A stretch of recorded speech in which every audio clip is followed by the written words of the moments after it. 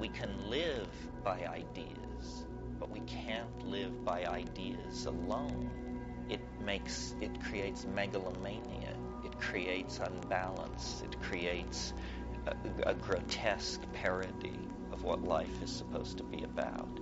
And what life, I think, is supposed to be about is the reclamation of the primacy of direct experience.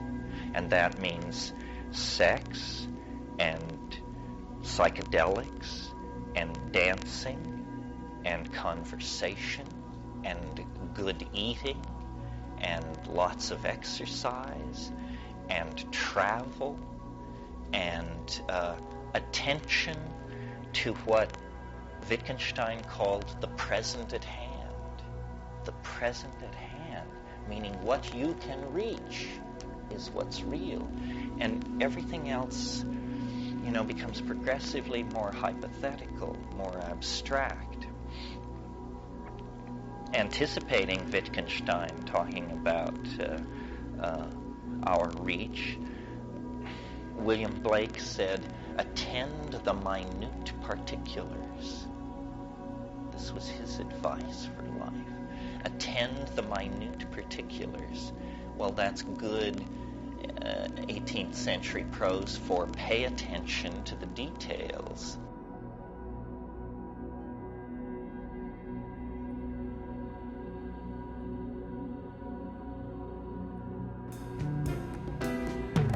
If you had just a minute to breathe, and they granted you one final wish, would you ask for something like another chance? Or something similar as this?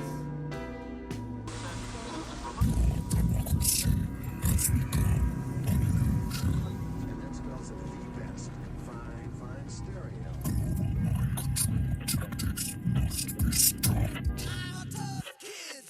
Alan, Ladies and gentlemen, you having a nightmare? What if it's true? ladies and gentlemen, Alan, it's a possibility, isn't it? the very word secrecy is repugnant Secrets. in a free and open society. And we are, as a people, inherently and historically opposed to secret societies, to secret oaths, and to secret proceedings. We decided long ago that the dangers of excessive and unwarranted concealment of pertinent facts far outweighed the dangers Constant, extreme danger. which are cited to justify it. Even today, there is little value in opposing the threat of a closed society by imitating its arbitrary restrictions. Even today, there is little value in ensuring the survival of our nation if our traditions do not survive with it. And there is very grave danger Extreme danger. that an announced need for increased security This is Conspiracy Queries with Alan Hart. will be seized on by those anxious to expand its meaning to the very limits of official censorship and concealment. That I do not intend to permit to the extent that it's in my control. You're crazy. And no officious, high or low, civilian or military, should interpret my words here tonight as an excuse to censor the news, to stifle dissent, to cover up our mistakes. Isn't the Pentagon suspicious that all the buildings would blow up? Or to withhold from the press and the public I think you're just looking at things for the first time. the facts they deserve to know. You've had your whole fucking life to think things over. What good's a few minutes more gonna do you now? The facts they deserve to know. They deserve to know.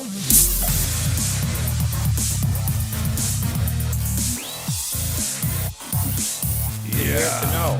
Oh, yeah. We're getting down to the end of the year. Episode 58. Green Crush. Episode 130.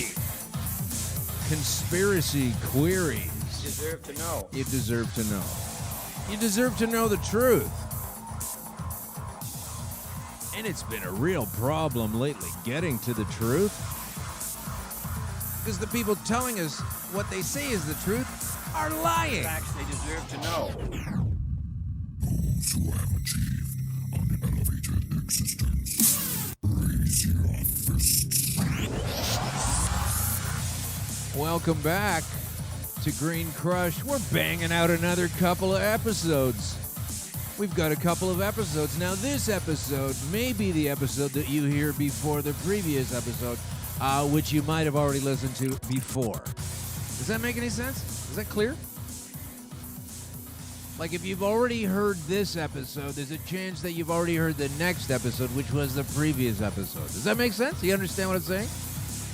So what I'm saying is that we do these in numbered order, right? We do them in a numbered order, and I'm just saying, like, you might be listening to this in the wrong order. You might already, you might have already heard this episode. And if that's the case, listen to the previous one if you haven't heard it already. But maybe you have heard of the previous episode. I don't know. I'm just saying it's very important that you listen to these, not necessarily in order, but that you pay attention to the numbers of the show that you're listening to when you're listening to it. Okay? That's all. That's all. And it's important because, we'll tell you later. Welcome to Green Crush. What is green cannabis? What does crush mean? It means we're going to crush the lies and the misrepresentations that prevent cannabis from being used as a very, very energizing nutrient supplement. What? I thought this was just about wants to get high and sit around and get... Well, that's fun too. No doubt. But this is more, the show that I'm doing is more about the fact that I had one thing made evident to me that I might be able to use to get out of trouble from cancer, stage 4. So I've been doing this show on that for a year and a half in Canada. So it doesn't surprise me that our viewership, our listenership is larger outside of Canada, because in Canada it's not interesting. I've learned this the hard way. I've become disappointed. I've become angry. I've become upset. I've become what I felt like was like, persecuted. I felt like my feelings were hurt. And all through that, I wasn't able to pass one law to protect myself against those feelings. Can you believe it? Not one. Anyway, that's too bad for me. I guess you just need to, if you have a feeling, you should be able to pass a law so that if anybody else has a different feeling, that feeling is against the law. That's where we're going. That's what we need to do in this world these days. And you got people, it's just one song, it's okay, it's just one song. One song, one book, one radio station, times 1,000, etc. Everything's going into the black hole. Have you noticed that? I can't play this song anymore. It goes into the black hole. Black hole. That's what I'm just saying now. As soon as someone complains, black hole, that's it. Can't tell a joke.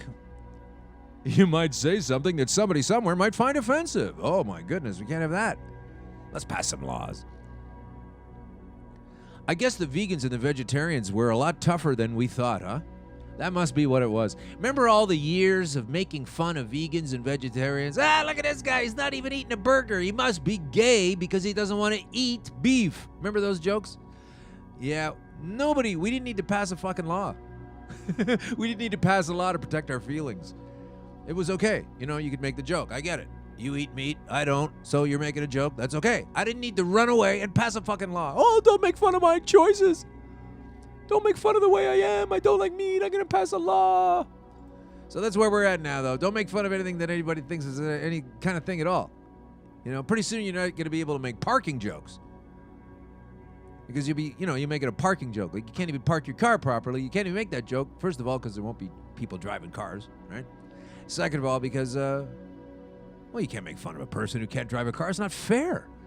They're not privileged enough to know how to drive better, so you can't make fun of them. I mean, that's where everything's at right now. Every single thing can't be made fun of. Oh, God. Which is incredible, because there's so much to make fun of. Don't make fun of the Global Compact on Migration. You're not allowed to make fun of it. The UN says. Oh, my God. What kind of a world did I fight to stay in? Honest to God, I really don't know. But we do have a guest today. We do have a guest. We usually have a guest, and we have a guest today. And our guest is a purveyor of a company. This guy is, he's coming on the show. He's here live. His name is Aron. He's got a company called Castle Black. Sounds pretty cool. They're based in Jamaica. And are we hearing me okay? Is that right? Sounds okay? All right. I can't really tell. We're having trouble with the soundboard. I don't really hear what you guys are hearing. So hopefully it's, hopefully we're getting by. Hopefully it's okay, right? Yep. Okay, so anyway, we do have Aron from Castle Black on later on. He's got a series of fascinating stories. Yeah, because now we're in this place in Canada now where you have to have a certain company to be able to sell cannabis. You can't just go and sell it on the street. You have to have $18 million and then sell it, So, like, if you're like Betty's Craft Cannabis Company and you sell, like, say, 4 fantastically delicious, say you've got, like, Pecan Punch, that's one of your strains, and you got 2 or 3 other fancy strains. You're just a lovely grandma cooking up fantastic strains of cookies or something. No, can't do that. Can't do that. Can't do it and sell them. You have to sell them to a licensed provider. And the licensed provider will then make up a bunch of laws or observe a bunch of laws. And like, it's just entangled. The whole thing is gross. People are so happy about legalization. This is like being happy that, when you can't untie a fishing fly. Or when you're like trapped inside of a squid's angry grasp. You're just like trapped in a fishing net and you can't get out. That's legalized. All these different rules and legalizations. Hey, let's get back to the show. We have a great show, and we've been doing a bunch of them. And the media has not really been picking up on what we've been doing here. The main media. The main media, they've been so full of shit the whole time. I mean, they've been saying like, oh my God, I don't know if this stuff works. I don't know if it's okay. I had my whole saga with CBC. Told you about that already. We'll get to that later. If you haven't heard that before, I say it a lot, so, I'm not going to say it this show. But basically a whole bunch of interviews later, and they won't even air any of them. Because what I say counters the main line. What I say counters harm reduction. We have cannabis, we need harm reduction. We also need benefits enhancement. Benefits enhancement. You're like flipping a coin, and every time it comes up, harm reduction. Every time it comes up, tails. Every time it comes up, tails. Every time it comes up, tails. That's just bullshit. Sometimes it comes up heads, and the other side of the coin isn't just harm reduction. Okay, fine, harm reduction, great. Now benefits enhancement. Where's that? Why don't they do that? Huh. You would think they would do that from a government in this country of Canada that had 2 main goals. 2 main goals. When it comes to legalize. 2 main goals. The first goal was, Justin says, and I don't know which one was first goal, which one was second goal. Maybe they don't have them ranked 1 and 2. But the 2 main goals were to legalize marijuana in order to keep it out of the hands of our kids. That was goal number 1. So you're the prime minister, you're needing to change things, and you're saying, goal number 1 is we're going to make sure we have to keep it out of the hands of kids. Okay, that was goal number 1. And maybe goal number 2. The other goal was, of the 2 goals, the other goal was, of course, we need to make sure that we can usurp and replace the criminal element that is currently selling cannabis in this country. And they did that also by inserting themselves into the role of seller and regulator. So it used to be a criminal activity. It used to be bad for you. It used to be poisonous. And the government would tell you all these things, and they would put you in jail and all this stuff. And they still believe it, but now they're selling it. They still believe it's a bad thing, or so they say. I've been proving that consistently for 18 months. Every single week we've spent some time on the show proving these notions of government regarding cannabis are pretty much fiction. They're pretty much full of shit. I'll say it again. You cannot study something like cannabis and then come up with a series of dangerous rules and regulations that we have to observe by only learning the bad things or the potentially bad things about the cannabis. You can't just come up with a list of don'ts and do-nots, because to study the whole aspect of cannabis, you must have also found in your proper study, and you better have fucking done proper studies if you're laying down a template of rule and law. So when you are studying what's going on here and you're making sure you know what you're doing, you can't only have come up with harms that need reduction, or harm reduction, or reducing harms. You can't only do that. You must have also found the benefits to it. We don't hear about that, though. We only hear about harm reduction. Where are the benefits enhancement? Because the longer you stand in front of benefits enhancement and you pretend it doesn't exist and you only focus on harm reduction, you are a party to a criminal action. You are a party to hiding information that is of great benefit to mankind. And if you're going to sit on those fucking facts, all in the name of harm reduction, and we make sure the children never get this stuff, all of that bullshit has to go down. I'd like to see this happen in a court scenario. I'd like to see it happen in the Supreme Court. This is fiction. This is demonstrably untrue that a young, growing, developing body is damaged by the proper ingestion of cannabis. It's just not true. And in fact, if down, because this is a nutrient. I'm not dead. I'm not taking up your healthcare costs with any of these, chemotherapies or radiations or etc. I'm not doing that, right? I've just been taking cannabis. So my cost on the healthcare system has been down to checkups and blood tests. That's it. That's all.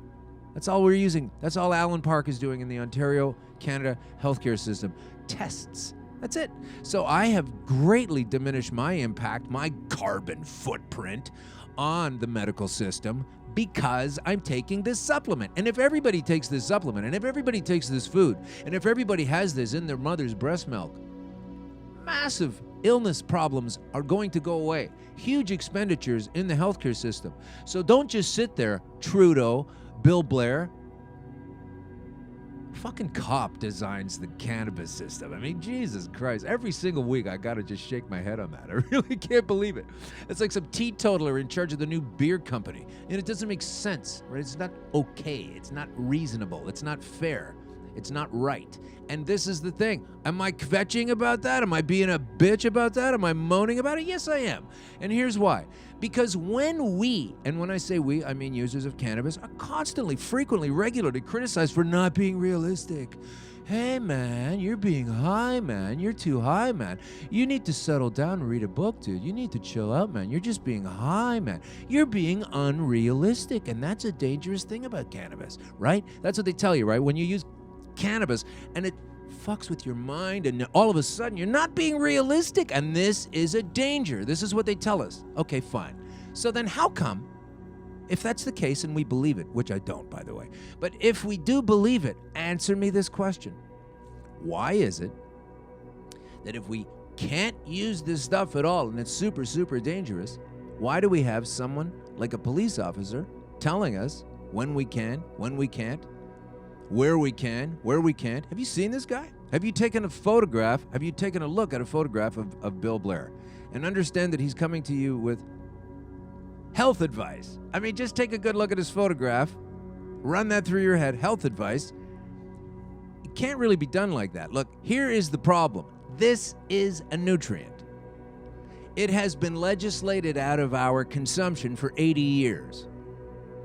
If you had legislated another nutrient out of our consumption for 80 years, let's say vitamin C, and then let's say you cranked vitamin C down into a really powerful dose, similar to the way you would take a cannabis plant and crank it down to a full extract cannabis oil dose, like a Rick Simpson oil dose. Say you did that with oranges and grapefruits, and you never had vitamin C your whole life. I'll bet you if you took a couple of those grams of that oil, you would be high also. You would be so high. Why? Because your body was missing a nutrient, and then you power packed a punch and delivered it to yourself. So that's what high is. High is you've got all your nutrients. High is all of the things you're supposed to have in your body are functioning fully. And then you run out of it and you go back down again. You come down again.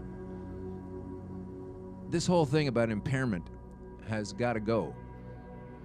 The perception of it is wrong, and they are basing laws on this. And I might not want to be too upset about it because there's nothing more irritating than somebody complaining about something. But here's the problem. When they took it out of existence in the first place in 1937, that was a problem. That was a big problem. It took 10 or 20 years to figure it out. It took up until 1963, from 1947 to 63, to figure out there was a thing in there called THC, and all of the other components started to come in. So we wasted all that time. Then from 63 to 69, 70, we've got all kinds of research going on down at Harvard with Lester Grinspoon. He puts out a fantastic compendium, going to be available for everyone in 1970, 71. No, Nixon doubles down and says, no, we got a war on drugs.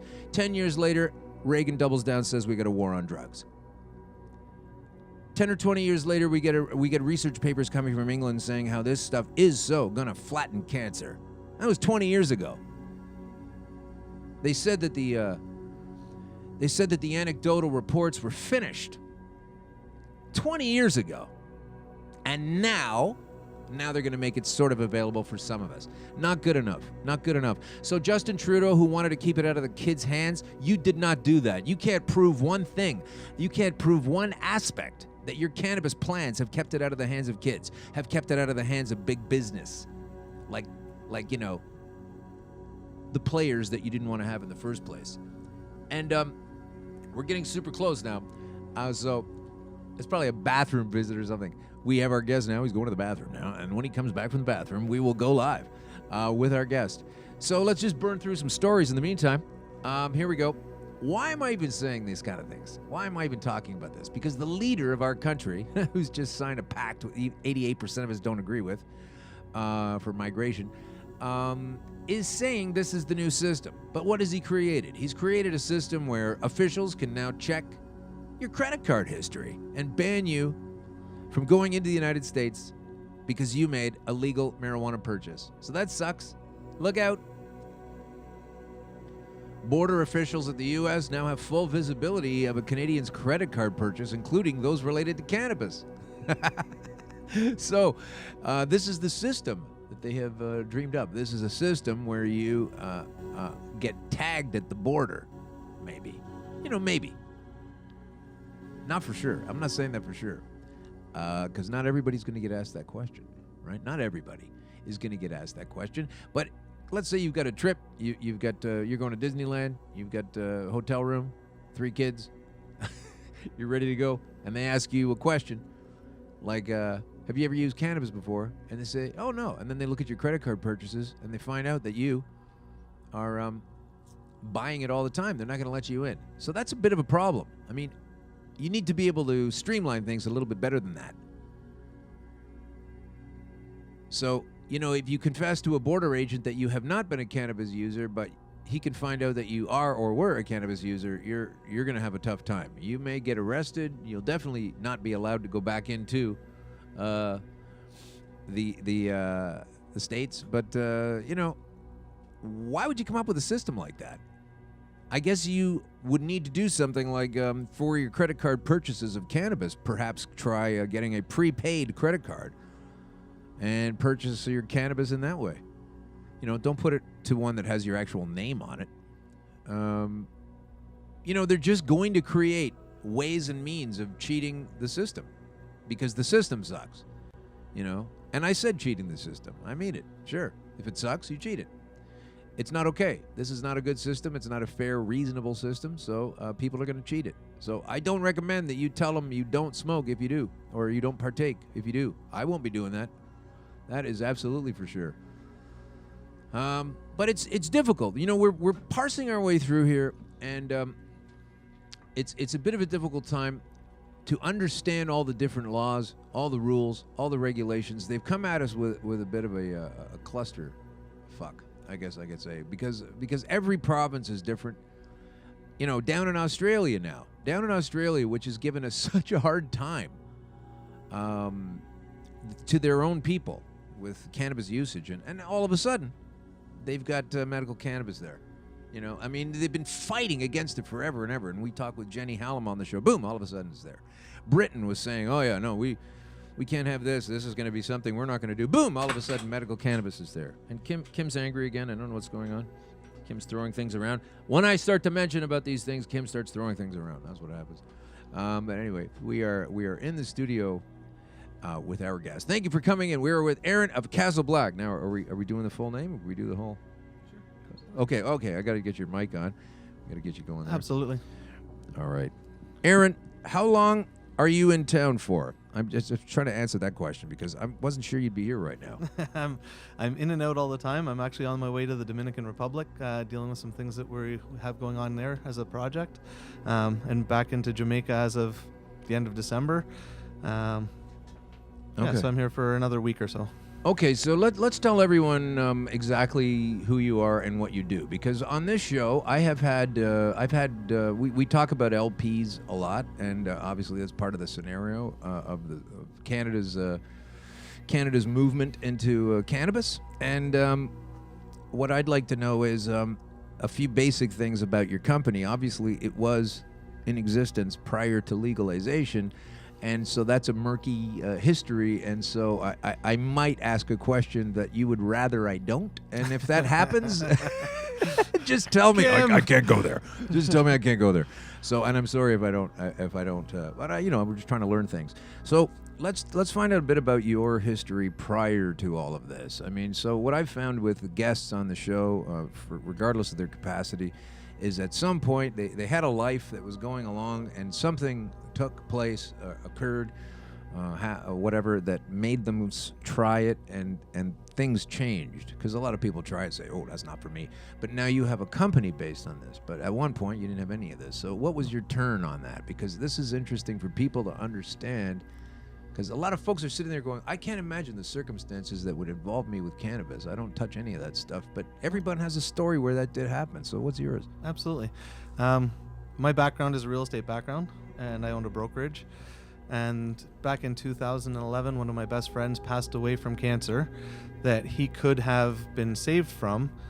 And instead, our hospital system, I'll say, decided to keep him up in Barrie, and kept him there, didn't do anything about it. And from September till November, he laid in a hospital bed. And while this tumor grew on his spine, they rushed him over to a hospital in Buffalo where they said it was too much, too far gone, brought him back and said there was nothing that they could do with him. What kind of cancer was it? It was just I'm not sure exactly what type, but it was a tumor that was grown into, and it actually extended the tentacles and nerve endings that extended into his spinal column. Oh, so when they first found it in August, it was about the size of a loonie, and by October, his whole lower bottom half of him had started to shut down, and it had grown to the size of a softball. So the hospital in Buffalo said, if you guys had brought him here in August, we could have cut it out. He would have been perfectly fine, continued on his way. But Ontario's hospital system being as slow as it was, they didn't have the time to do anything.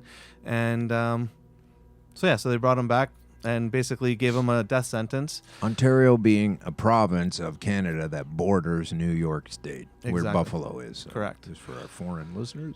So while he was in the hospital, if people brought him in weed, brownies, cookies, edibles, he was fine. He could talk to you. He knew who you were, all that sort of stuff. Everything was great.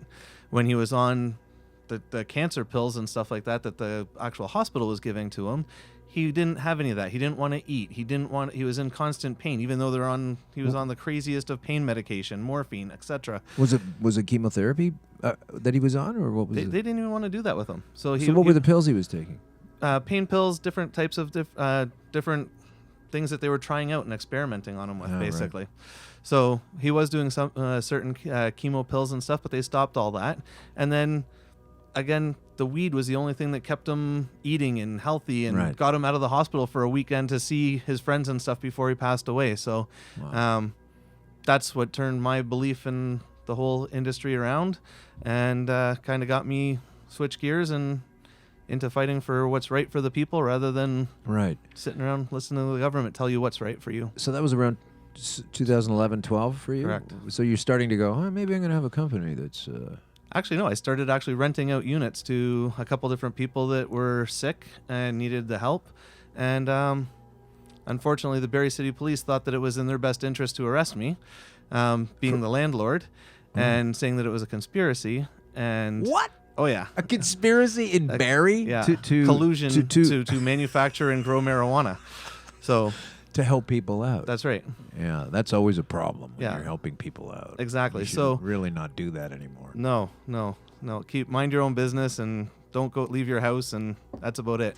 Yeah. So I don't follow those rules, and I went and I helped them out anyway, and that happened. And So now I'm down in Jamaica doing it and helping out people and making products that are actually there to benefit sick people. So we don't do recreational products. We do strictly medicine. Things to help. Well, this is interesting. What's your take then? And so we should say who you are exactly. So this is Aron Cadeau, and it's pronounced Cadeau, right? Cadeau, correct. Like present. Exactly. So that's French gift. Yeah. So Aaron's got a gift. He's got this place. So take me through. What's interesting to me is that the light bulb goes on that you want to do this back in 2011, 12, and we're a million years away from any kind of legal environment where that would happen. Like, I'm not happy with what's just happened in October, but back in 2012, 2011, Stephen Harper, conservative prime minister, what were you thinking? Like, I'm going to have a cannabis company? Did you really think that was going to... At the time, it was just renting out space to people that had their MMARs.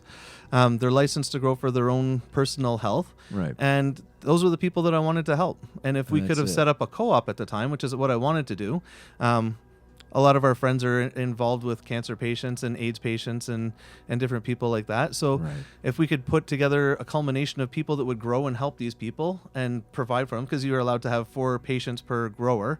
Right. And then that's what our goal was, to help people have access to their medicine.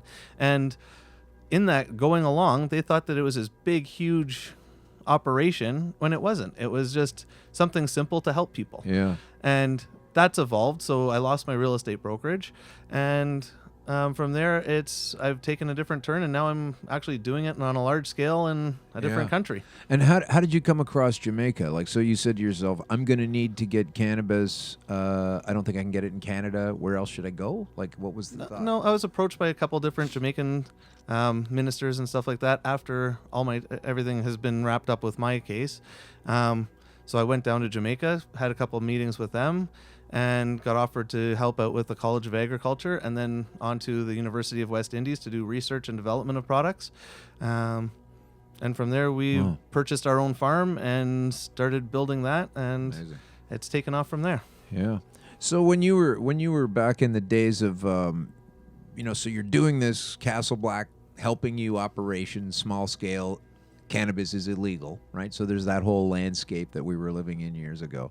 And then you start to hear, like Aron starts to hear, oh, they're talking about changing things. Oh, this Trudeau guy says he might legalize it. Oh, so the wheels are turning at that point, and you're thinking, how might this change? Or were you just still... I'm always been a forward-thinking person. Yeah. So what's going to happen? What do we do next? How do we help it get to that next point? Right. And unfortunately, with a lot of things that the government's doing, even the introduction of OCS and all these different stores, they can't even supply what they need right now. You know what I mean? So they've taken it, and I don't even know how to describe it. They've actually dumbed it down to a point that they can't do anything, and it's basically a stock game now, which really isn't benefiting the people that really need it. Yeah. What I don't like is that it used to be illegal, and it was completely simple to obtain any, and now it was illegal and you could get it, and now it's legal and you can't find it anywhere. That's right. It's just like you say, they've bureaucratized it. You can't even access this stuff, and it's all so much of it. Maybe not all of it, but so much of it is about stock points and gains and that kind of thing. And I've been reading a lot of things where some people who take medical cannabis are having also supply issues, along with this recreational delay that we're having in Canada here. That's right. So you must be thrilled, though, to be on that side of the fence. Like, when you saw all that stuff going on, I mean, you're such a niche player. It's so interesting because, you're kind of an LP, aren't you? I mean, we are technically, but the way they operate and the way they have their systems, you're not really like that at all. No, it's monitored differently. It's actually stricter in some ways, but getting it out to the people is much easier. So all they need is a doctor's note. They don't need all this other stuff, right? So if you've got someone that has seizures, we can get them oils and different things to help them. And we've got all the different abilities now where we don't in Canada to bring it right directly to the hospitals and to the different retirement homes there for people that need to sleep better and different things like that. So our oils are all done completely organically. We don't use isopropyl or anything like that. We use different ingredients to break it down and to extract it. So ours is as pure as the driven snow up here. Wow. Yeah. So that's it's really great. Yeah, because I used it when I made it myself. I was using isopropyl, but you need something. I mean, it was a kitchen and a hot plate. At that absolutely. Point, so you have to get it done. That's what in Canada again. Like we should have access to being able to make our own butters and oils and all that sort of stuff, and there should be ways to learn how to do that properly. So that's something that the government needs to work towards as well, instead of just opening a store and having no one there to really back it up and teach people how to do it. And I don't think they're really trying to do that, though. There's no education. There's no education other than, I said this before you got here, they focus almost exclusively on what's called harm reduction. Yeah. And I say you can't really have harm reduction. If you have harm reduction, you've studied the topic enough to have also gleaned the positives. Absolutely. And so let's work with those, and they don't want to go there. And why do you think that is? Again, it's not that they're invisible to be seen, the positives. Oh, absolutely not. So they want to control it. They want to control the distribution of it. They want to control the taxation of it, and they want to control who has access to it.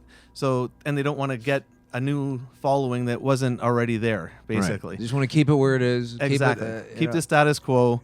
Don't blow it up and say, listen, this is going to help you. We've got topical creams that you put on one application, 6 months down the road, you're still not feeling any pain in that area. So they don't want people to know that. They want Pfizer and Apotex and all those guys there to do their thing and make their money and whatever else. So it's a fine line that they're walking, because you can't destroy one industry by introducing another. Yeah. And at the same time, it should never have been taken away in the first place. It should never have been. That's the biggest problem, right? That's right. That is so. And you know what's interesting to me is when I think about that particular point is, had it never been illegalized, let's just say we were rolling on through 1937 and this industry wouldn't even be here as the way it is. Like, all of this has come forward due to repression. That's right. The vape as an instrument only came around because smoking was illegal. That's right, exactly. Like, that's the only way that thing would have. If it was always legal, probably no one has even invented that stuff. That's right. Because you don't need to sneak it. You don't need to, stand behind the portables at high school and do all that stuff. So much of the negative culture, the damage, the problems that can have. Like, I do agree there are problems with cannabis, but I also agree there are problems with chainsaws and glass windows that are not used properly. So I get it that there's a problem there, but you have to learn how to work this stuff like anything else. Blows my mind. They're freaking out. It's like, oh my God, we can't have people driving cars because they're going to crash into walls and they'll go through the windshield and sometimes they blow up and if the tires blow out, they'll crash on the highway and like, you're just saying all the bad stuff about driving. Correct. That's all you're saying. So you didn't catch the part about going somewhere? You didn't catch the part about, being able to plan trips and travel? You didn't? No, we're just going to talk about the bad stuff. Like, to me, as soon as Joe Average realizes that fact, that's when we're going to have, like, maybe even a yellow vest size revolt against the people that are telling us, what's going on in Paris right now. Correct. I really think that the more you repress and repress and repress a person, the more you create that bad shit. Like, if I don't let you out of this room, you're like a nice guy sitting here and everything. We're having a good time. But I'm pretty sure you're going to get pretty snarly once I start cutting into hour 2, hour 3 of the next thing you're trying to do, right? Yeah, maybe by 3. And by the time you repress. So this is the lesson these guys laying down there. They don't seem to either accept this fact, or they get it and they don't care and they're just pushing through anyway. Like, it's really not. It's really getting to the point now where I've realized that it is so much to do with the cannabis itself that helps you see the clarity of the bullshit. Like, you know what I mean? Like, it's actually one of the reasons they don't want us to use it. I'm sure of it.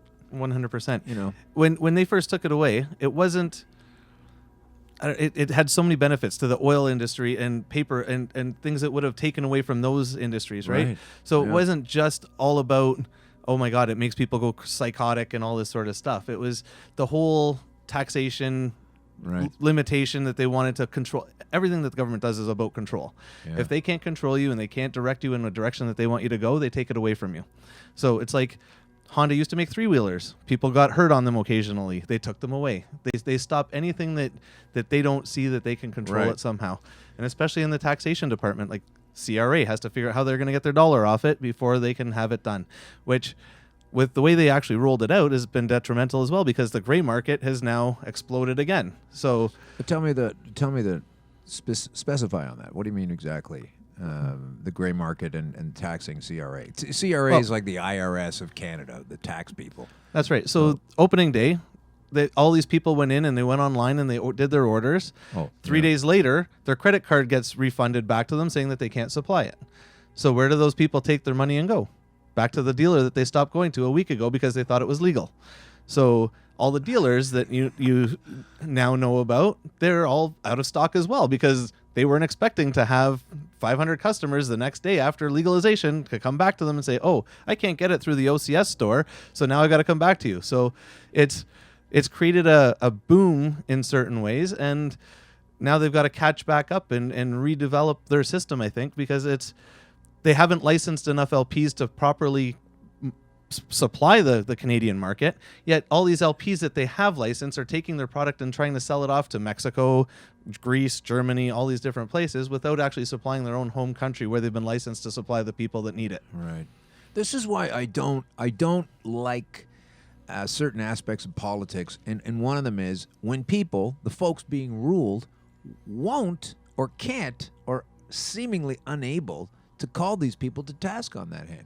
Because while we're sitting here having a conversation, if you tell me something is, I need to know that that's the case. Oh. Like, I don't want you telling me it's 10:30 at night when I ask you what time it is right now, because that's not going to help me out. Oh. So if you're lying, so it gets to be a problem. And so these people know that they're lying.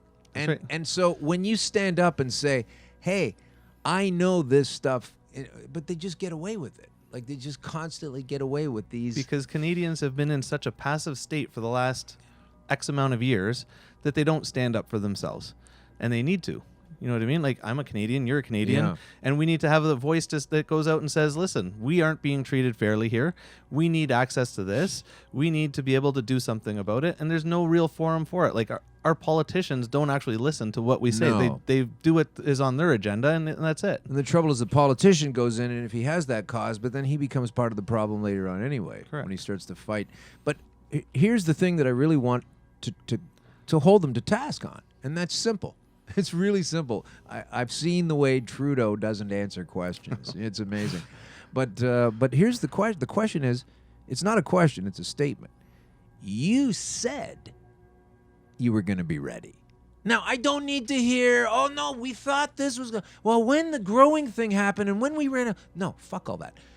You said you're going to be ready. And that's why it took so long for them to come to... That's the end of it. That's like, right. Let's not, we'll go to plan B. They were even talking about plan B when they weren't getting the cannabis. I was like, remember how you don't have a plan B? Because you said you were ready. Like, you said, I want to say this 15 times in a row. You said you were ready. So clearly you're not ready. Clearly you're not, because no one has it unless they were ready, because that was the plan. Just to fuck everything up, just to make it harder to access it, harder to own it, harder to pay for it, more of a hassle with the credit cards if you do. Look at this ball of shit here. This is a little moldy. This is a little nug. Look at this thing. This company, Redican, I don't know, man. Like, I mean, I'm just saying that's the name of a company. I can't even be sued for saying they put out bad quality product, because I'm not saying they put out bad quality product. I'm saying there's bad quality product out there. And that there's a company named Redican. Look at that. I mean, that is all fuzzy. You know what it is? You're rushing. You're rushing so quickly to get this to market because you're not ready.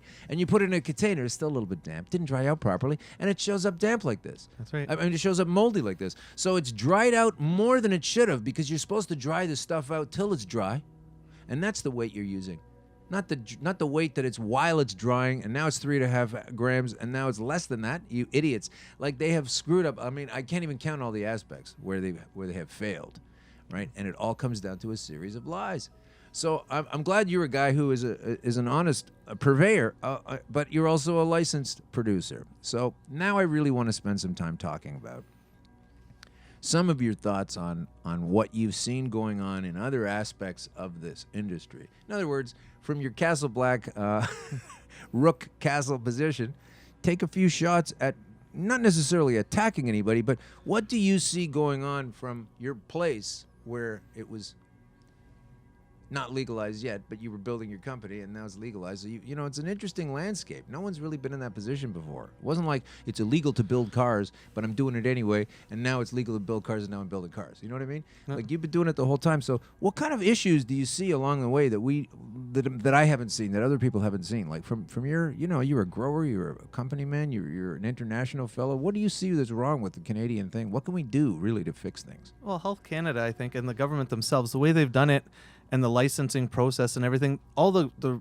good growers out there have had an incident in their past so that they can't become a grower now. Right.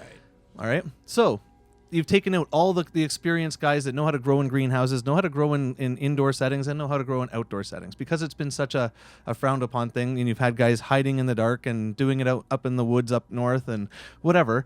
Right. You've eliminated all those people because they've all been caught at some point or another, and they can no longer do it now that it's legalized. These are all the guys that are true believers in it, true pioneers of it. Or not even pioneers, because I can't say pioneers because it's been done for hundreds of years. And anyone that calls themselves a pioneer is just blowing their own horn for no reason. All right. And that's another thing that drives me nuts. Oh, I'm a pioneer. Buddy, it's 2018, and this has been done for hundreds of years before us even arrived here. So you're not a pioneer. But it's people that have fought for it. All right. So there's a different term that they should be using. They shouldn't be using as a pioneer. It's a believer, an activist, and all that sort of stuff. So those people should be allowed to grow. All right. Not if they haven't had violent crimes or anything like that, no. But if they've just been caught for growing or whatever, they should be allowed to grow still. In a system where they got caught in trouble that was based on before when it was illegal, which we're not doing now. Exactly. None of that makes sense. That's right. So all these larger places like Aurora and Canopy and all that they need those guys. All right. The people that they have growing for them are not particularly the people that they should have growing for them, and that can't control large environments and all that sort of stuff, right? So they need a workforce that knows what they're doing to support the market that we have now. Right. And especially all the people that are coming out of the woodwork and putting up their hands and saying, oh, yes, me, I want that. And now the government's got a huge database of who all wants what, right? First off.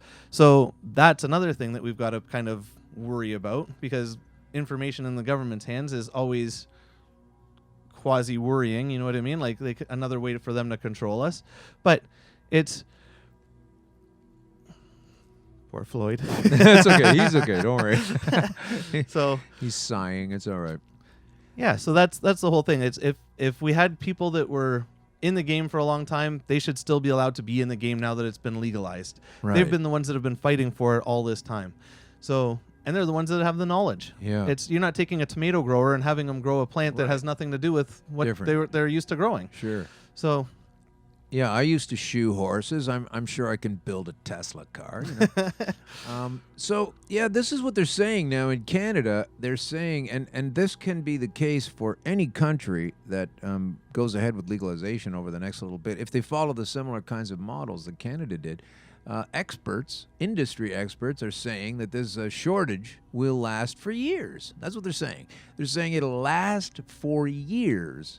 Industry experts warn. Now, on the way to legalize, on the way to October 17th, we weren't hearing anything like, oh, there's a really good chance that the way government has done things, we won't have access to product for 27 months. Like, no one ever said that. That's right. But now they're saying it. I want these guys to be held to account. I don't want them to get up in the House of Commons and dance around. I want to say, you said it would be ready. It's not ready. Atone. Like, that's it. That's right. All. I figure it out. Like the same thing with Donald Rumsfeld.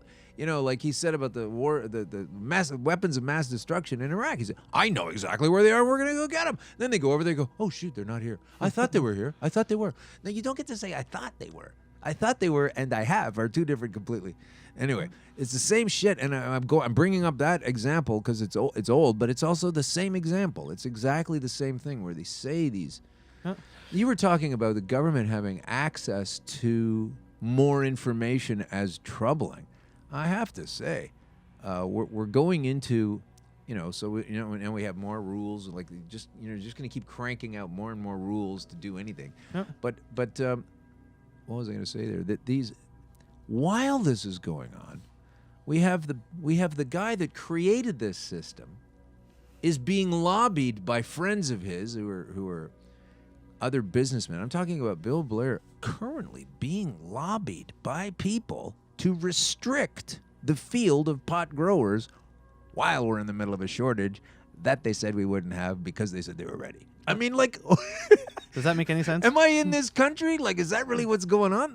This guy's actively, oh, you don't want more of that stuff because, and people are trying to get stuff. Like, I don't understand it, but I do.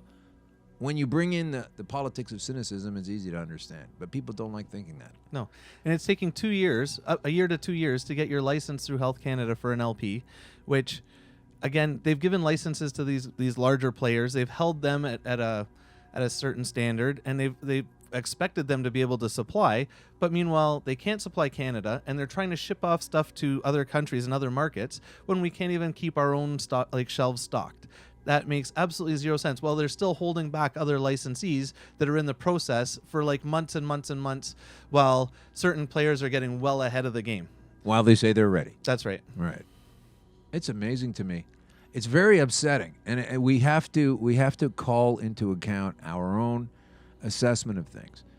This is why I think people get in trouble when they say, this has been turned into a thing in the last couple of years, is this fake news issue, because it really is fake. Like I get it. Like, people are upset with Trump, but he has said that there are some fake news aspects, and that is true. And I don't care if you hate Trump. That makes it even worse. It's a problem that a guy that you really hate says anything that's true. That's right. Right? And Who wants to so listen it's to him? super upsetting. Right? So I get that part.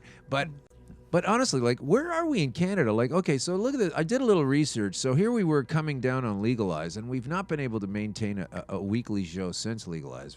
Thanks for hanging in for those of you that have. But here we were coming down the pipe to Legalize. I'm going to share this with you because I know you'll get a kick out of this, given your status of what you're doing. So here we were coming down to Legalize, and it turns out there was a Pan-Canadian research conference on large-scale assessments. I'll say that again if you weren't listening or you were driving. I know it's a super boring title. It's a super boring title. But listen to this. Pan-Canadian Research Conference. Okay, so across country. Research conference on large-scale assessments. So if you're doing large-scale assessments, let's say that's your gig. Let's say you're a large-scale assessor. Like, you know how it is when you're a kid, you want to be a policeman or you're a fireman or a doctor or a large-scale assessor. Anyway, so when you become a large-scale assessor, there's actually conventions where large-scale assessors will go. And there was one here held by the government of Canada. The government of Canada! Large-scale assessors, come on in here. Now, we don't care about democracy. We don't care about guys growing fantastic product. We're saying, let's not do that.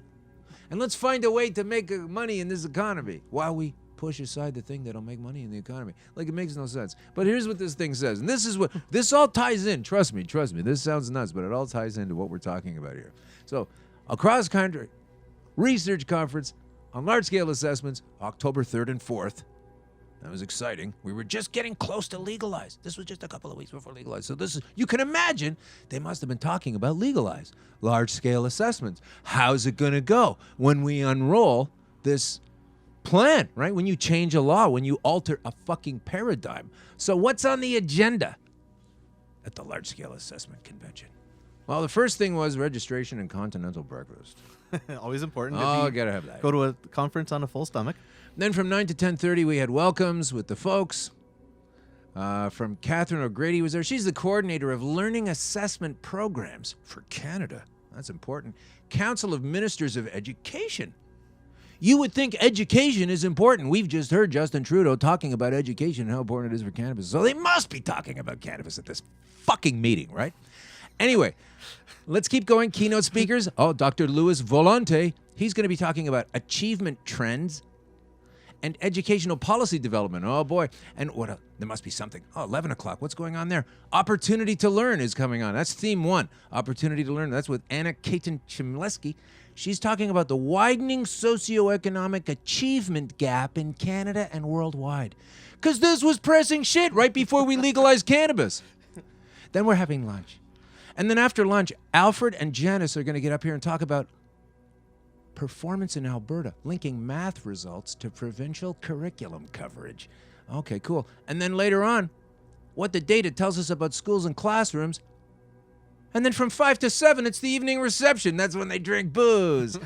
Anyway, this is a thing that Canada just did like a couple of weeks before legalized. They had a bunch of people sit around and talk about what it's like to do math in school. I wonder how that turned out. So this is what the research is about. This is why you can go to a Canadian government guy and say, how come if I'm taking a gram of oil and this guy only has 2 nanograms, he's high and I'm not? How come all these facts that you don't have information for?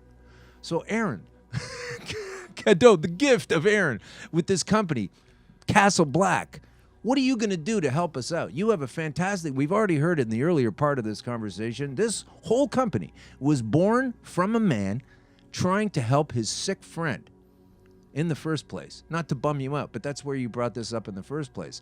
And I've been finding out over and over again, listen to these shows, so many people in companies such as your own or involved with cannabis come to it because of a thing about their heart.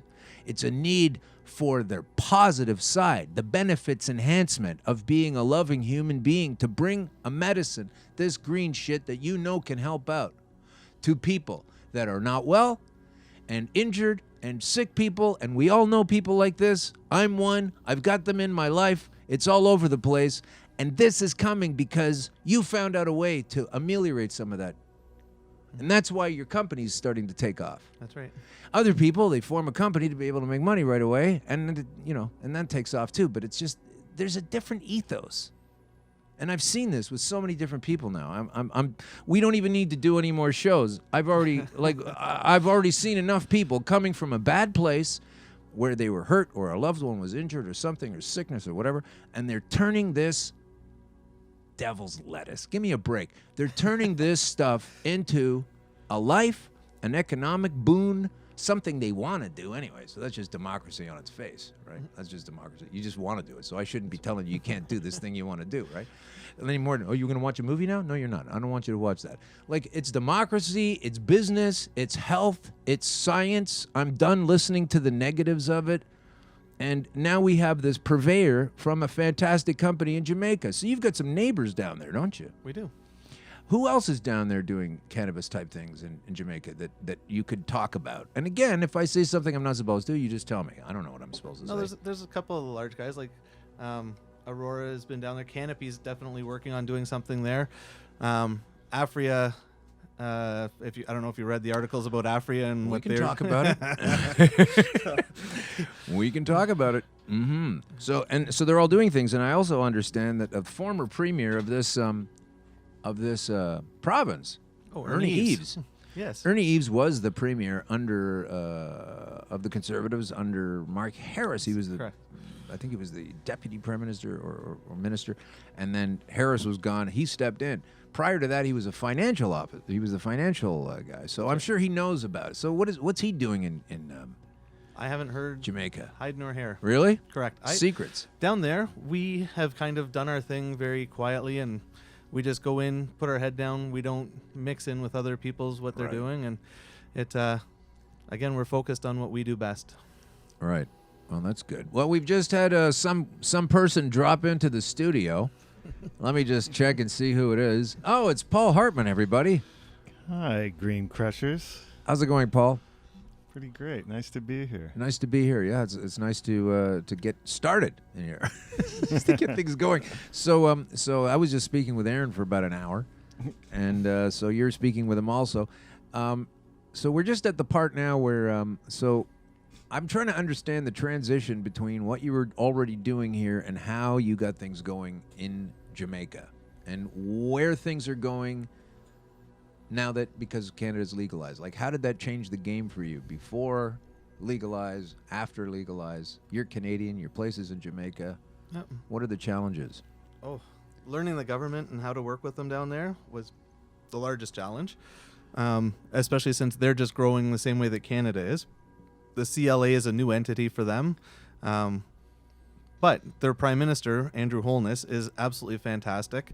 And the Minister of Agriculture, who is Minister Audley Shaw, is, again, very for that, for the people, wants to help people. So he's helped us through the whole process and helped us overcome certain hurdles and things like that. And the government wants the people to succeed, the people to have access to the proper benefits of it. The Rastafarians have been fighting for it for years. Yeah. And so now with all the different changes that are happening in the world, it's time that Jamaica actually does benefit from it. And that's why we decided to use them as our home base. Yeah. They believe in it, we believe in it, and we want to work together with them to make Jamaica a true hub for marijuana throughout the entire country and through the world. So it's a global marketplace. Everything comes in and out of the Caribbean, and again, growing conditions are perfect. Yeah, good quality stuff in there, right? I mean, that's a nice little pocket of the world to grow, isn't it? Absolutely. When you get down to it. I was talking to Paul about this the other day. It kind of surprises me, but hurricanes are not really a thing, considering where they are. That sort of, They bypass the Dominican and Jamaica, so they've been hit once in a while. It's but so rare. It's so rare. It's a safe area to be in. Yeah. They usually head north and head to Florida, so Florida takes the brunt of them. But it's, again, for growing, the place that we're in has a constant breeze coming off the sea, which is nice. Strengthens the plants and keeps things growing nicely for us. And the temperature is perfect for everything, so it's the ideal utopia for what we do. Yeah, I like seeing a smile on a guy's face while he's talking about the labor of his life. That's I so great. just asked Google when the last hurricane was in Jamaica. Uh-huh. And they've only had two. No. And the closest one was 1988. That was Gilbert. That's right. Oh, And yeah? Before that, it was 1950. 52, Wow. I think. So pretty safe. It's Yeah. amazing, though, because it seems like it's in the path. Like It just- does. every time one comes up, it goes right past Jamaica. No But problem. it hits Grenada? No, it hits the Cuba Oh, before sure. Yeah, usually, and when it hits that, it loses all its steam. If it goes over it, then it Yeah. really dumps all the water on the island, right? Yeah. And then they might get pretty wet and some wind. But Oh, yeah. So, and in that way, though, so you're growing outside. We go out And you're growing outdoors, indoors. so, So- and greenhouse. Bi- So we Oh. we have all three mediums. Well, I thought greenhouse was indoors. What am I not knowing? It's definitely got its. it's a hybrid. So it's three different mediums. Mediums. Wow. Yeah. And you feel like you're on top of most of them? Oh yeah, we've got them pretty down pat. We've You been got doing 'em- it for a while. And so there's great differences between the three, right? There I mean, is. Yeah. Yeah. So, and again, being in the Caribbean, we've got sunlight, which reduces our hydro and lighting costs for everything. Till 6:30. Till 6:30, and then at nighttime we supplement with LED lights. So again, we're as green friendly as we can possibly be on the island. Right. Everything that we do, we recycle. Every bit of fertilizer and plant material we reuse. So we try and leave as, again, a carbon footprint. We try and do our part, and we employ all local employees, which we've taken St. Mary's, Jamaica to a whole new level. Because That's a parish down there? It's a parish, and it's correct. That's one of the larger parishes there. But the people there have always been farmers' background, right? But work is very scarce there. So we've taken 120 people and totally changed their lives. So for the last 2 years, we've had 70 plus full-time construction workers, and then other people doing growing and research and development. And Wow. we've got doctors on staff. We've got every kind of profession we're utilizing now. Wow. Would you believe 121? Yeah. Oh, that's amazing. So it's so great to hear. You must be very excited to go from this helpful hunch of a notion from 7 or 8 years ago to this where you're sitting right now. It must be pretty exciting. I mean, you didn't even start to go there. That's my point. Years ago, you didn't sit down and go, I'm going to build a car company that's going to take over the... You didn't do that. You just started doing things you needed to do to help your friend, and it just kind of became this... That's right. It's very exciting to track those. There's so much of that in the cannabis field compared to other... Yep. It's not a lot of jewelers going, I just wanted to bring joy to the world, so I thought I would sell blood diamonds to people. It's like, this is a real compassionate interest. Yeah, well, that's how it all started too, right? And it's now that you take one little piece, and we thought, okay, we'll start off and we'll do a little thing in Jamaica, and now it's turned from a little thing into a monster of a thing. Like, we are basically the poster boys for marijuana in Jamaica, where the minister has us doing a pilot project so we can help out the local farmers. We provide them with clones and vegetation. They grow it for us. We take it down, we process it, and we sell it off, and they get fair market value for it. So it helps the entire country, not just what we're doing. We actually benefit all the farmers that were doing it semi-legally, illegally, and now we're bringing them into the fold and actually making a full-time economy for these people. And so this was achieved by just kind of moving forward a little bit at a time with the right goal in mind, right? That's right. This is what's so amazing to me because, again, you're bringing help to these people. You're helping out this parish, which is basically like a state or a province, right? Correct. It's a small province. Yeah. So you're helping these people out. You're doing all of this. And in Canada, where we've just been legalized, supposedly there were these research advanced teams to go and research into the world how this is being done by people that are already doing it and getting all this information together to be able to craft the laws, to be able to craft the Cannabis Act that they did.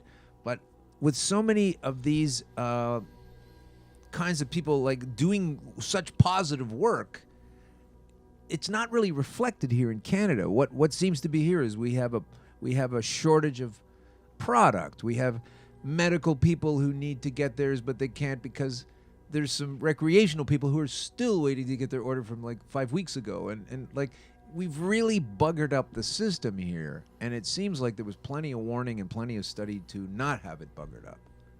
You know, couldn't agree more. And I don't know why. And I think that so much of it in your case has to do with Jamaicans with that background, that Selassie background from Africa. We don't have that here. Yeah. That's why they're getting it done there. I don't think we've got it done here at all. We really dropped the ball on, they've been suppressing the information. It's, again, their background is believing in that. They've always, yeah, even before the legalization happened there, they've always used it in their teas to drink in the morning and different things, not just to get high, but for actual true health benefits. Yeah. And that's where they are so far ahead of us. All right, they're behind us in many ways, but they are ahead of us in the fact that they truly believe in it and they know that it helps. Right. So that being said, they are more open to trying new things with it. They are open to different methods, methodologies, and the research and development that goes on there with the UWI is absolutely fantastic. So, and they've come up with glaucoma different medicines and other things that we're not even looking at as Canadians right now. We're looking at delivery methods here, and that's about it. We're not looking at what it benefits. Because we've been told that it doesn't really do anything, so there's nothing to look at. Unfortunately, yes. And so we have to overcome that and reverse the last 60 years of people saying, oh, it's bad. And now we have to go and say, yes, it's good. Yes, it has to be monitored, but it is a good, beneficial product for you. Yeah. So I talked to a guy the other day, and he's deeply invested financially into this industry, and he studied a lot of it. He told me he studied a lot of it, and then deeply invested into this industry. On October 16th, lost a lot of money the next day. Knows it's coming back though, because he says once they get cannabis to the point where it's like a pill that they know can cure cancer, I'm going to get my money back. That's exactly right. It's like, wow, that's like way down the road. And plus, it's not even necessary. This is what I'm saying is like that guy's mindset is coming from the drug world of like, we need to get a drug for, diabetes, or we need to get a drug for whatever. It's not like that. The whole paradigm is different. Just like I said to you about growing inside is different from growing outside. And now you're telling me it was different from greenhouses. Like there's different subtleties. That's right. You don't just take pot and turn it into a pill and now your cancer's gone. Like, no. And that's a lot of the problem that we have as well. It's you've got government people telling you how much THC you're allowed to have, how much CBD you should have, and when they don't realize it's the whole product itself that you have to have the combination of it to make it work. Right? Yeah. You can't isolate certain parts of a car, like take the spark plug out of an engine and that's what you expect it need to right still there. run. Exactly. So, yeah, you know what I mean? So it's got to be the whole plant that you use. We use in our oil processes and everything that we do, we use the roots, the stalks, the stems, the leaves, everything. Right. All right. So, and we use it for different applications, different certain ailments and stuff like that, but it's the whole plant is beneficial. Yeah. All right. And then the waste product of it, we turn into fertilizer or turn into other products as well. You can turn it into paper. It's boundless with what you can do with it. I've heard it's good for, and I don't know this, but flipping around the damage done from radioactivity. So, you know, they should be growing the shit out of the Japanese parishes where Fukushima was and everything. They should be crawling with weed over there. It definitely helps with that as well. You know, I wanted to cluster bomb with seeds the entire burnout zones in California and northern Alberta and stuff every time there's a fire, you know, and then and it does that thing that nature does anyway, but we probably accelerated it. But, you know, there's Paul's American Dream phone. Sounds like American Dream. But, you know, I don't understand why they don't do this until I develop, until I come from the angle of cynicism. And I hate that. Like, I said, why would they not do that? And they go, oh, yeah, because they don't want it to be a thing, right? Yeah.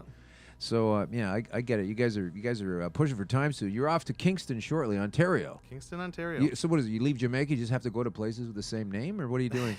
No, just meeting after meeting. And now that, like, the legalization is gone and the shortages are there, people are calling us like crazy so that they can start importing our oils and stuff like that. So that's the next step, is getting it from Jamaica to here, and that's what we're working on diligently with the Jamaican government and Canadian representatives. So, well, I'm really glad you came on the show. There's a really there's a reticence from a lot of people in the business that are a purveyor of something to come on the show because there are these dodgy laws where you're not supposed to promote something. So technically, me talking to you about your company, I'm interested in that, and I want to know, and I want to understand how it's helped people. But technically speaking, I'm helping to promote your company, which is technically speaking sort of illegal. I don't know. I'm a Jamaican company, so you're it's a Jamaican company, so that's what I said. We just promote something else. We'll just promote somebody else, something else. So that's great.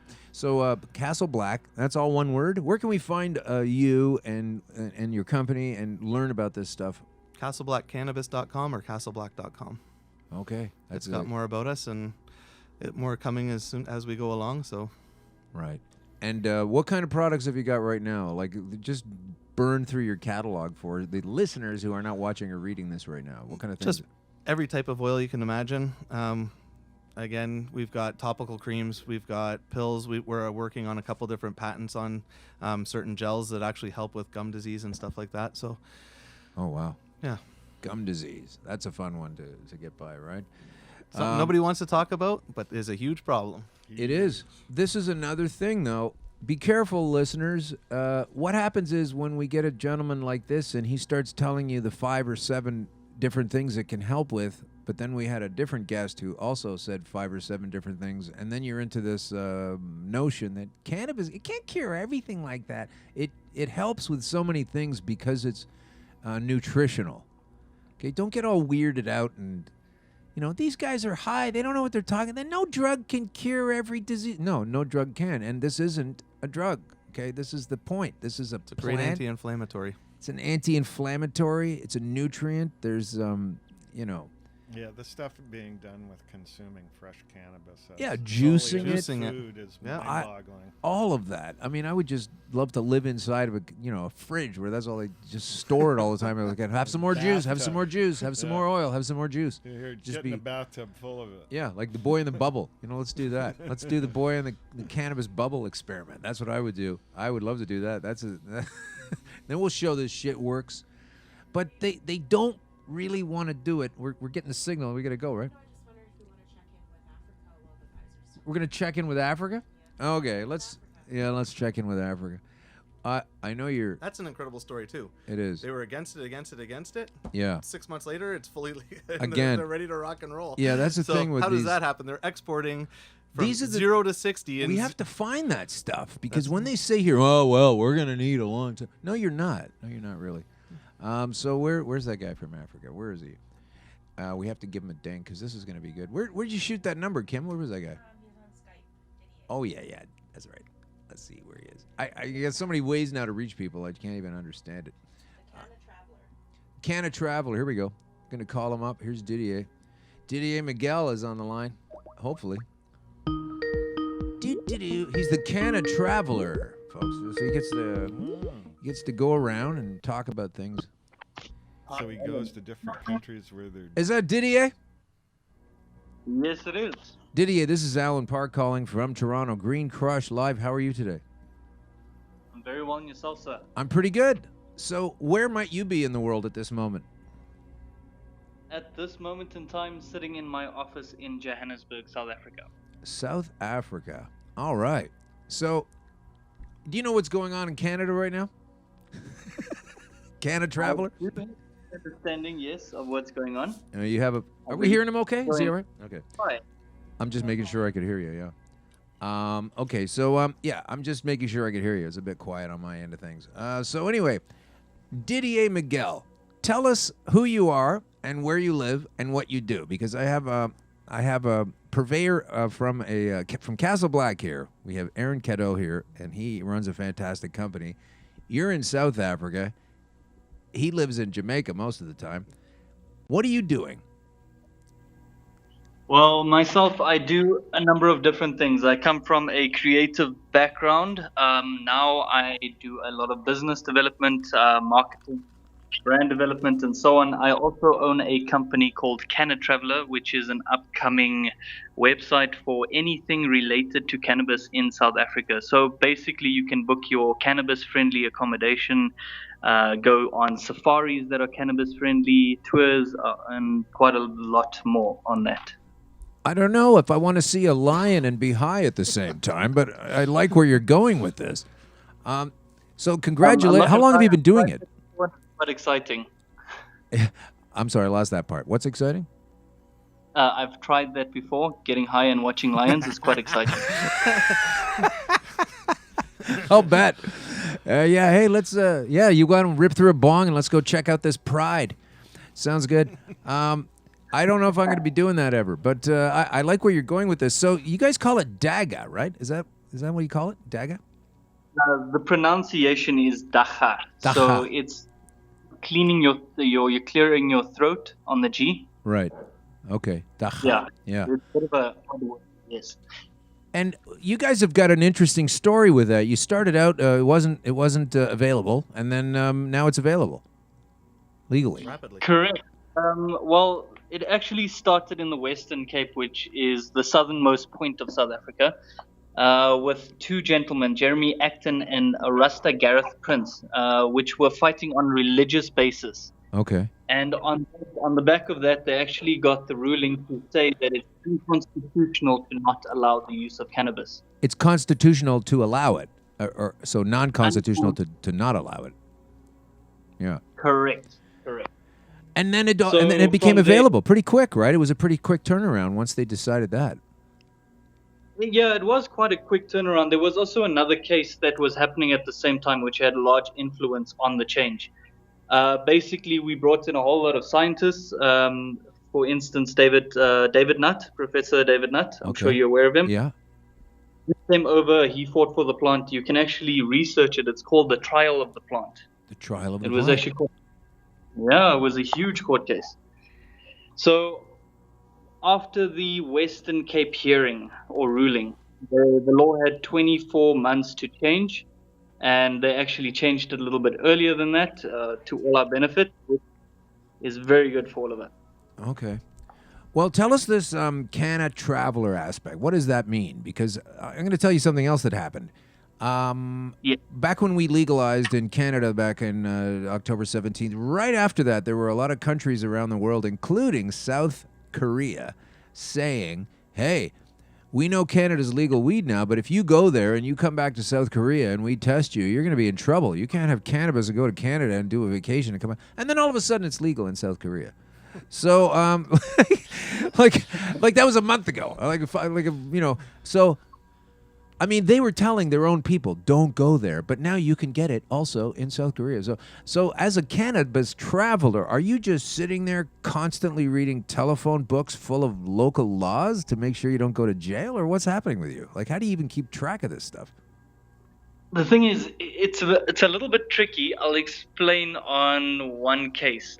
Say, for example, I grow cannabis at home. I smoke cannabis at home. That's completely 100% legal. Yeah. But I can't buy cannabis anywhere, and I can't buy the seeds anywhere. Right. So it's a little bit tricky. Even if a friend gives it to me, he's in the wrong. That's weird, because in Canada we can gift. That's our one way we get around certain possession limits, is that we're allowed to gift it to people. So none of this makes sense, eh? Are you having a good time with it? Well, look, we get around what we need to do. So yeah. Yeah, that's what everybody says.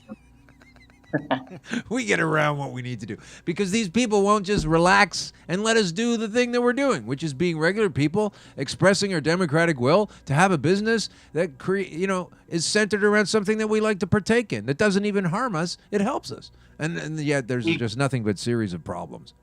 It's amazing. Yeah, but we all know the politics behind this whole thing. So Yeah, well, we don't all know. I'm trying to tell people, but yeah, it's pretty screwed up. Why do you think they don't let us have this? well, a large part of it is money and corporatization and so on. That is a large part of it. Okay, so they want to control the money, but what do you mean the corporatization? They want to just be able to sell like Nabisco weed and like, post Shreddies breakfast weed cereal kind of thing, and just like, they still own everything, like just like good old Dare cookies now with delicious golden nugs, and they also own that shit too. Like I mean, are they doing this across the board? Is that what it is? Like just complete control, right? Yeah, look, it's completely decriminalized here, but there's no law in place to actually regulate anything. So at the moment, it's a bit of a battle to try get it away from certain government entities that want to make money out of this. Yeah. So a lot of us, the community here, is trying to push it in a way where it's local development and local growth for the community. Well, I don't know how you're getting through it all because I swear, like I understand what you're doing as far as the traveler is concerned, but there's so many different laws and they change all the time. I mean, I can't even keep track of it just in Canada. It's unbelievable.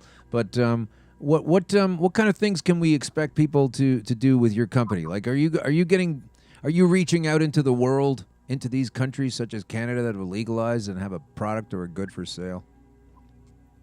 My intention is to branch out, but my main focus now is to develop the education in South Africa. So a large part of the website will be based on cannabis education, what the law entails, what health and wellness entails, and so on. So my core focus for the moment is local. Okay. And so what do you think that the thing, you say you want to teach people about it.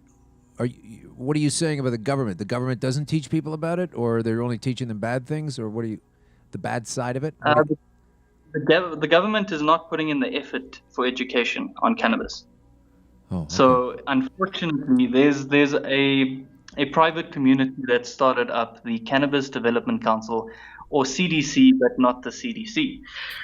So it's a privatized thing, and they're actually trying to develop the understanding of cannabis, the local community farmers, because I read a stat about last week. There's 900,000 cannabis farmers in South Africa that service over 4 million people.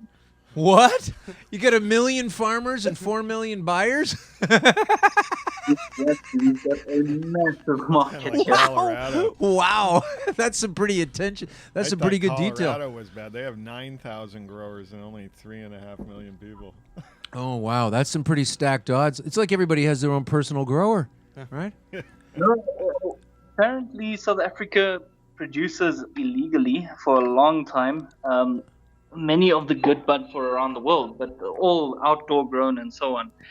Obviously, the infrastructure to get these local farmers to do anything high tech it won't work. Right. Not yet, at least. Right. Wow. Well, you guys are amazing. I mean, I love these stories and how fast they flipped around. It's been really something because, we were on our own time schedule. First, our prime minister came out and said, oh, yeah, we're going to do this right away. Then he said, oh, no, we're going to need to wait a year. Then he said, oh, we're going to wait another year.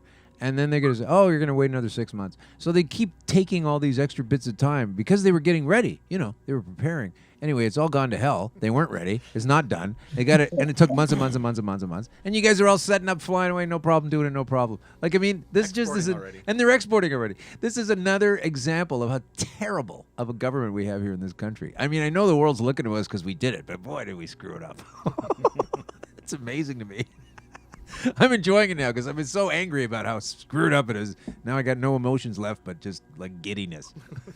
I've used up everything. The comedy of errors. The comedy of errors is so stupid. I mean, you just want to get, like, the guy that designed this system, I just want to get him in a room, Bill Blair. I just like to get him in here and just go, okay, seriously, tell me this fucking thing again that you thought was going to work, and then just hit him in the head with a mattress. The right bottle of scotch and you might be able to get him in. We should put some packages together. where we have like, okay, look, here's like, you know, Dewar's fine whiskey. Here's a 40-year-old bottle of scotch. Here's a charcuterie board. And come on down, Billy. Come on, you piece of... Anyway, I really want to get him in here because he just, you know, he's been so wrong, and now he's being advised not to grow more weed while we don't have any. I mean, you guys have really figured it out down there. So, what's your leader like? Like, what's the leader of South Africa? What are their thoughts on cannabis, etc. right now? Well, look, I don't even think the leader had much to do with the change. It was more the people. Wow. The people actually for the change, got the High Court to change the law, and then the Parliament had 2 years to change the law for the whole country. So now we have 2 years in limbo where we can grow freely as much as we want, smoke as much as we want. And you just figured that out, huh? I'm sitting here with a room full of Canadians just laughing at how stupid we are. Limbo. I think Oh, jeez. I could get back to my African roots. I swear, we just need to talk to one person from one different country every day to really broaden your perspective. I mean, just in a couple of short sentences, you're basically saying that Canadian legislators are morons. That's basically what you're saying. It's so funny to listen to you. It's like the Mexican law, too. When you read it, it says, for the enhancement of pleasure and your personal enjoyment. That's what it says in Mexico. Yeah, you're like, that's all I've been about. Is that what it says in Mexico? Yeah. That's my whole thing. Maybe I need to move to Mexico. tomorrow. I have to get I'm going to Tijuana, apparently. I need to leave here. You and the other refugees, huh? I got to get Duolingo going and get this show going in Spanish also. Okay, so anyway, it's been really great talking to you. Are you going to, do you offer like information on various places around the world on where it would be the best place to travel, to partake? Or what are your thoughts on that? Soon I will be looking at worldwide, but I think for the next 3 to 6 months it's going to be a local focus. Oh, that's But after that I will be as I said, we are trying to develop the education here, so it's a big part of it. Well, we're trying to develop education here, too. Maybe if you come, we'd be happy to have you as a guest at Green Crush Live in the studios, and we could take you around the country where I can show you, we'll go to Saskatchewan, where we can buy weed for the car, but if you get caught with it driving home, you're going to get in trouble. We can go to Quebec, where you're not allowed to have any plants at all. And then we can go to BC, where we can have 5. And other places, we can have 4. Other places, we can have as many as you want. So we really figured it out here. We've really got it nailed down. We're making a pill, to fight cancer. That's coming soon. Should be out in a couple of weeks, according to some people that I've been speaking with.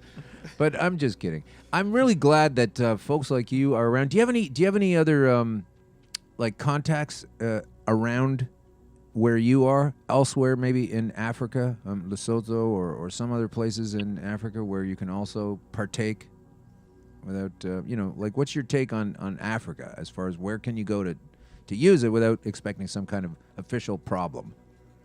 Well, Swaziland has changed their law actually just before we did. So Swaziland's a good place, beautiful as well. Yeah. Yeah. Swaziland, and that's it. You drive straight through to them. Wow. And okay, so and then there are some other rather lawless places in Africa. I mean, let's not kid ourselves. Sierra Leone, stuff like that. What's going on in those areas? Do those people, like in some of the more lawless areas like Sierra Leone and stuff, do they use it, or is it a commodity of the criminal element, or what? Honestly, for some of those regions, I wouldn't be able to tell you.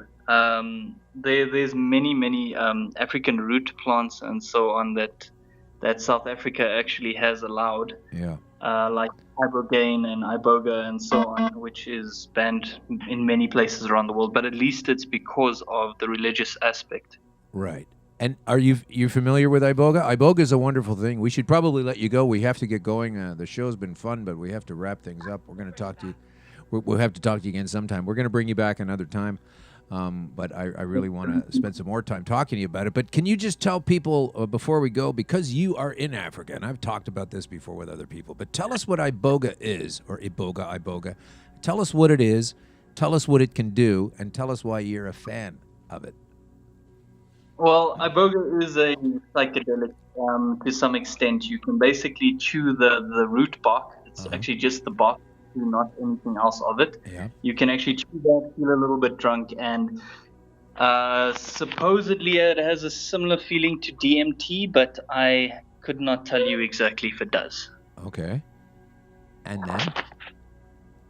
Anything And else? then, no, apparently it is a good feature and everything as per DMT. Okay. Well, So, the thing I was going to throw in at the end was that if it's done properly with the right person, it can get you off of any other kind of thing you're addicted to. Cigarettes, caffeine, cocaine, whatever. That is true. Correct. It can get you off of many other things, so can magic mushrooms. Yeah. There you go. And it doesn't take decades of counsel and drug therapy to do it.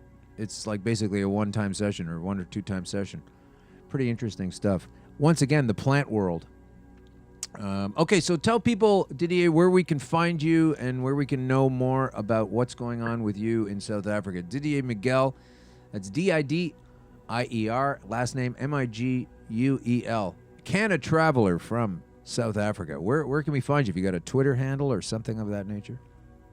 I have a personal Twitter handle. It's take_your_best_shot, or you can find me under my name.